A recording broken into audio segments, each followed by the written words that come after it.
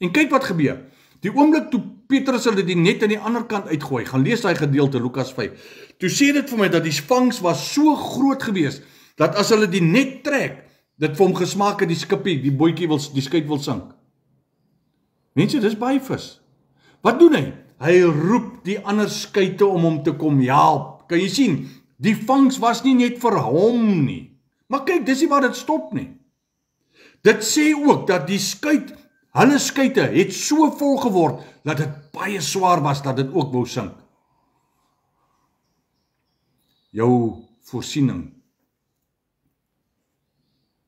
dit wat God vir jou gee, jou deurbraak, moet dit nie vir jouself hou nie. Vertel mense daarvan. Daar sit mense daar buitekant wat wil hoor. Hierdie is ons pad wat ons stap na seunskap toe.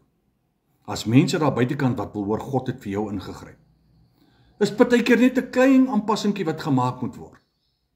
Ja, jy sit al baie jare in die kerk. Daar's 'n oom wat eendag vir my gesê het, ja, ek is al 40 jaar op die pad. Toe sê ek, oom, jy's nie op die pad, jy's in die pad. Kom uit die pad uit. Want jy's die blokkasie vir my om vorentoe te loop. Jy sien, ons moet partykeer, ons moet kyk vir wie ons luister. Mentor sal jou altyd na 'n hoër hoogte toe vat. Ek wil vir jou 'n ding sê, ek het my geestelike vader, ek het op 'n kol op my lewe gekom, waar ek vir hom gesê het, en ek moes op daai punt kom, nou ek was 'n polisieman geweest, ons het die mentaliteit gehad van, jy sê nie vir my nie, ek sê.